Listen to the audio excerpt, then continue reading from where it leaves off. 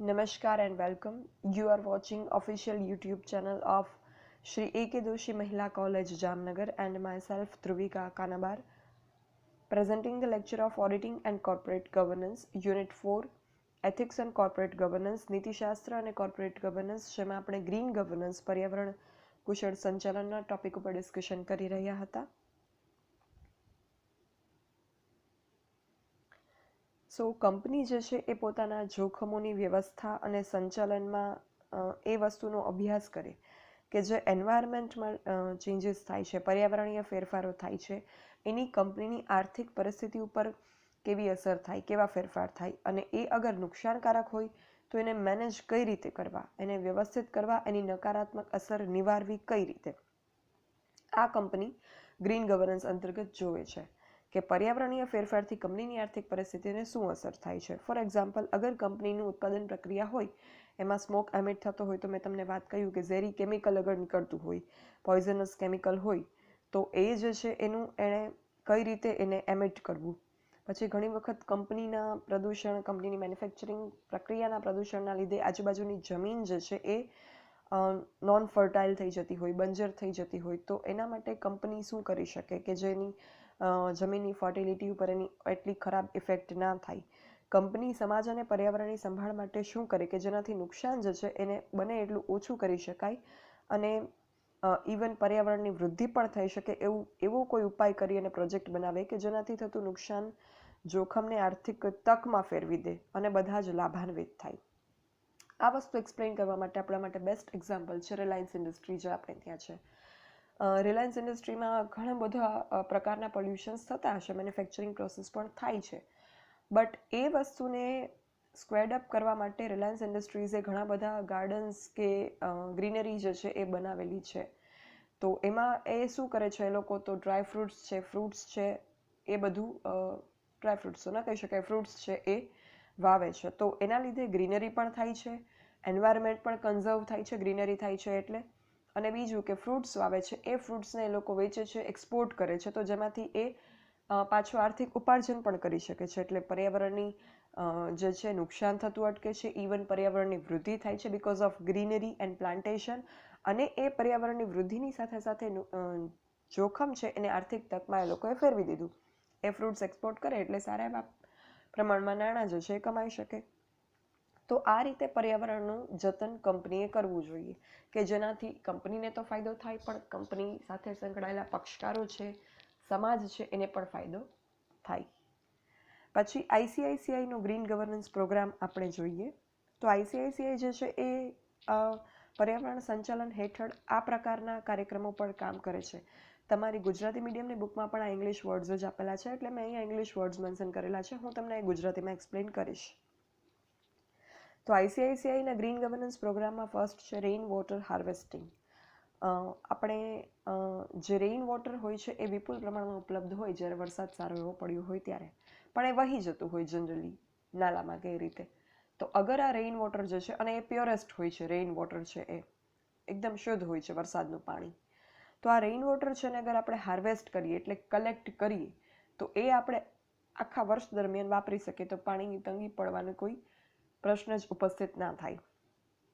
ઘણા લોકો ઘરમાં પણ આવી રીતે રાખેલ હોય છે, અગાસીમાંથી એક કે નીચે જમીનમાં તળકું હોય એમાં રેઇન વોટર હાર્વેસ્ટ થાય. તો આ રીતે આઈસીઆઈસીઆઈ પણ રેઇન વોટર હાર્વેસ્ટ કરે છે, કલેક્ટ કરે કે જેથી વોટર સ્કેરસિટી આખા વર્ષ માટે નિવારી શકાય, પાણીની તંગી વર્ષ દરમિયાન પડે નહીં. પછી ભૂગર્ભ જળને વિકસાવવું, ગ્રાઉન્ડ વોટર રિજ્યુવિનેશન, બાયોડાયવર્સિટી. ભૂગર્ભ જળ જે છે એને વિકસાવવું, પછી બાયોડાયવર્સિટી એટલે existence of bio to make healthy environment. Bio એટલે જીવ સૃષ્ટિનું જે અસ્તિત્વ જરૂરી છે હેલ્ધી એન્વાયરમેન્ટ માટે, એના માટે બાયોડાયવર્સિટી ટર્મ ઉપયોગમાં લેવાય છે. હવે આપણે જાણીએ છીએ કે જીવસૃષ્ટિમાં ઘણી બધી જીવસૃષ્ટિ છે એ આકાશમાં ઉડે છે, ઘણી બધી જમીન પર રહે છે અને ઘણી બધી પાણીમાં જીવે છે. તો આ પાણીમાં જીવે છે એ જીવસૃષ્ટિ જે છે એ નાશપ્રાય ન થાય એટલા માટે થઈને ભૂગર્ભ જળ વિકસાવવું, ગ્રાઉન્ડ વોટર રિજ્યુવિનેશન કરવું, એ પણ એક આઈસીઆઈસીઆઈનો ગ્રીન વોટર ગવર્નન્સ પ્રોગ્રામનો ઓબ્જેક્ટિવ છે. પછી ચેક ડેમ બાંધવા કે જેનાથી પાણીને કલ્ટિવેટ કરી શકાય. પછી water treatment, biodiversity. Water treatment કરવું મતલબ કે પાણીનું શુદ્ધિકરણ કરવું, પાણીને બને એટલું ઓછું નુકસાન પહોંચાડવું કે જેનાથી બાયોડાયવર્સિટી કન્ઝર્વ થઈ શકે. પછી ડિસેલિનેશન ઓફ વોટર. ડિસેલિનેશન એટલે શું? એના માટે આપણે સમજીએ પહેલાં તો સલાઇન એટલે શું. અહીંયા ડિસેલિનેશનમાં એક વર્ડ છે, અંદર બીજો એક વર્ડ છે SALIN, સલાઇન. સલાઇન મતલબ મીઠાવાળું, મીઠું એટલે સોલ્ટ. સલાઇન મતલબ મીઠાવાળું, સોલ્ટી. સેલાઇન હોય એ મીઠાવાળું હોય, સેલાઇન લિક્વિડ હોય તો મતલબ એ મીઠાવાળું દ્રાવણ હોય. ડિસેલાઇનેશન એટલે શું? તો મીઠું જે છે એને કાઢી નાખવું એટલે ડિસેલાઇનેશન. તો removal of salt and minerals from water, that process known as desalination. વોટરમાંથી સોલ્ટ અને મિનરલ્સ છે ને રિમૂવ કરી નાખીએ એ પ્રોસેસને ડિસેલિનેશન કહેવામાં આવે છે. તો એ પાણી વાપરવા યોગ્ય, વપરાશ યોગ્ય, યુઝેબલ કન્ડિશનમાં આવી જાય. તો આ ડિસેલિનેશન ઓફ વોટર જે છે એ પ્રોસેસ પણ ICICIના ગ્રીન ગવર્નન્સ પ્રોગ્રામમાં ઇન્ક્લુડ થયેલી છે. તો આ પ્રોજેક્ટથી જે તે વિસ્તાર હોય એમાં જૈવ વિવિધતાનું સંરક્ષણ થશે. જૈવ વિવિધતા એટલે જે અલગ અલગ પ્રકારની જીવસૃષ્ટિ છે, હવામાં જીવતી, જમીન પર રહેતી, પાણીમાં જીવતી, તો આ જૈવ વિવિધતા છે એનું સંરક્ષણ થશે. હવે આમાંથી કોઈ એક પ્રકારની જીવસૃષ્ટિ અગર નાશપ્રાય થશે તો એ આખા જીવચક્રને ખોરવી નાખશે. એ ન થાય એના માટે જૈવ વિવિધતાનું સંરક્ષણ કરવું પડશે અને એના માટે આ બધા સ્ટેપ્સ લેવા પડશે. નૈસર્ગિક પર્યાવરણ ઇકોલોજીની પણ સંતુલિતતા જળવાશે. અને એ સિવાય ઘણી કંપનીઓ જે છે એ ESG પણ મોનિટર કરે છે, પોતાનું એન્વાયરમેન્ટ સોશિયલ ગવર્નન્સ મોનિટર કરે છે. અને ઘણી કંપનીઓ પોતાના વ્યવહારમાં કાગળનો ઉપયોગ પણ બહુ મર્યાદિત પ્રમાણમાં કરે છે. બિકોઝ પેપર જે છે એ આપણે લાકડામાંથી મેળવીએ છીએ તો એમાં પણ પર્યાવરણને નુકસાન થાય છે. પેપરનો આપણે અગર મર્યાદિત ઉપયોગ કરીએ તો પર્યાવરણ સ્ત્રોતમાંથી બનાવેલા કાગળના બદલે જે કચરા છે એને રીપ્રોસેસ કરીને બનાવેલા કાગળનો ઉપયોગ કરવામાં આવતો હોય છે. ઘણી બધી બુક્સ આવે છે ક્લાસમેટની ને એવી, એ બુક્સમાં તમે અગર લાસ્ટ એનું જે કવર પેજ હશે બુકનું એ તમે જોશો તો એમાં એક પ્લાન્ટ દોરેલું હશે. પછી એમાં રિસાયકલિંગનું પેલું એરો જે છે એ દોરેલું હશે. તો એનો મતલબ કે આ જે છે રિસાયકલિંગ કરીને બનાવવામાં આવેલા કાગળ છે કે આ કાગળને રિસાયકલિંગ કરવામાં આવતા હોય છે. પર્યાવરણ રૂપમાં નુકસાન નથી થતું. તો આ પ્રકારના કાગળ કંપની વાપરવાનો આગ્રહ રાખે છે. પછી ઘણી બધી કંપની સૌર ઉર્જાનો ઉપયોગ કરે છે બીજી ઉર્જાના બદલે, કે જે આપણને ફ્રી ઓફ ચાર્જ વિપુલ પ્રમાણમાં ઉપલબ્ધ છે, સોલર એનર્જી. અને બીજાને પણ આમ કરવા પ્રોત્સાહિત કરે છે. લાઈક આપણને સોલર પેનલ કે પછી સોલર વોટર ટેન્ક લેવું હોય તો એના માટે સબસિડી પણ પ્રોવાઈડ થાય છે ગવર્મેન્ટ તરફથી. તો એ શું છે, સૌર ઉર્જાના ઉપયોગને પ્રોત્સાહન આપવા માટેનું એક સ્ટેપ છે કે જેનાથી પર્યાવરણ અલ્ટિમેટલી બેલેન્સ્ડ રહે. યર 2016માં 2016માં 1000થી પણ વધારે ફંડ્સ એના રોકાણ માપદંડમાં ESG ક્રાઇટેરિયાનો સમાવેશ કરે છે. અને આ ફંડ પાસે અબજો ડોલર રોકાણ કરવા માટે હોય છે. અને એમનું રોકાણ આકર્ષવા માટે કંપની જે છે એ પોતાનું ESG સ્તર ઉપર લાવવા પ્રયત્નશીલ થાય.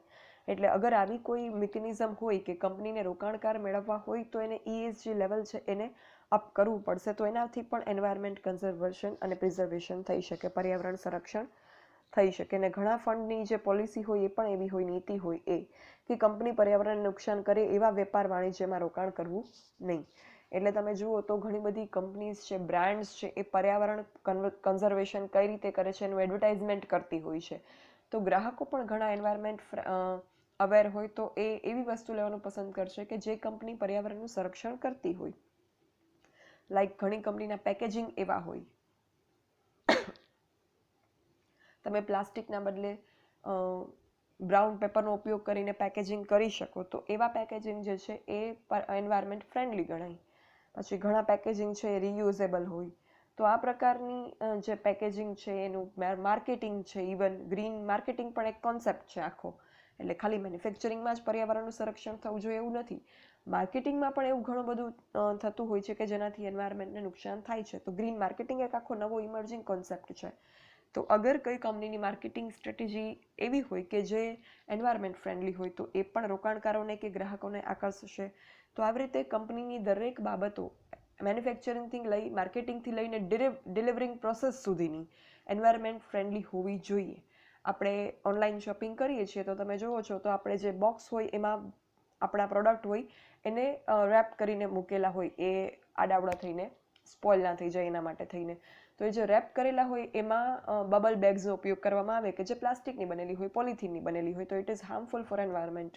અને એના બદલે બ્રાઉન કાગળનો પણ ઘણી વખત ઉપયોગ કરવામાં આવતો હોય છે. જ્યારે સ્ટ્રિક્ટ રૂલ્સ આવે કે પોલિથીનનો યુઝ નથી કરવાનો ત્યારે આ વસ્તુ થાય ને અગેન પાછા બેક ટુ એ લોકો પોલિથીન આવી જાય છે. તો એ બ્રાઉન બેગ્સ છે ઇટ ઇઝ એન્વાયરમેન્ટ ફ્રેન્ડલી. તો એ જે ડિલિવરિંગ પ્રોસેસ છે, ડિલિવરિંગનું જે કામ છે પ્રોડક્ટ્સનું, એમાં પણ એન્વાયરમેન્ટને સંરક્ષણ કરવાનું ધ્યાનમાં રાખી શકાય. તો મતલબ કે કાચો માલ મેળવવો, મેન્યુફેક્ચરિંગ પ્રોસેસ કરવી, માર્કેટિંગ કરવું, વસ્તુનું ડિલિવરિંગ કરવું, એ બધામાં ક્યાંક ને ક્યાંક એન્વાયરમેન્ટને નુકસાન થાય છે. અને એ નુકસાન થતું અટકાવવાના પ્રયત્ન કંપની કરી શકે, એ વિલિંગલી કરી શકે. અને અગર વિલિંગલી ન કરે તો એના માટે સ્ટ્રિક્ટ રૂલ્સ રાખી શકાય અને આવા પ્રકારની યોજનાઓ પણ બનાવી શકાય કે જે કંપની આ વસ્તુ કરે એને જ ગ્રાહકો ખરીદે અથવા તો રોકાણકારો એવી કંપનીમાં જ ઇન્વેસ્ટ કરે. તો એ ક્યાંક ને ક્યાંક અલ્ટિમેટલી એન્વાયરમેન્ટને જે નુકસાન થાય છે એ નુકસાન થતું અટકાવી શકાશે અને આવનારી પેઢીને આપણે એક સારું પર્યાવરણ પૂરું પાડી શકીશું. અને ઉર્જા જે છે એ પણ પુનઃ અપ્રાપ્ય ઉર્જા છે એ પણ આપણે એને પૂરી પાડી શકીશું. અધરવાઇઝ એ પેઢી પાસે કંઈ જ બચશે નહીં, ન સારું એન્વાયરમેન્ટ, ન તો ઉર્જા. So that is all. અહીંયા આપણો ગ્રીન ગવર્નન્સ, પર્યાવરણ કુશળ સંચાલન, એન્વાયરમેન્ટલ ગવર્નન્સ, પર્યાવરણ સંચાલનનો ટોપિક જે છે એ પૂરો થાય છે.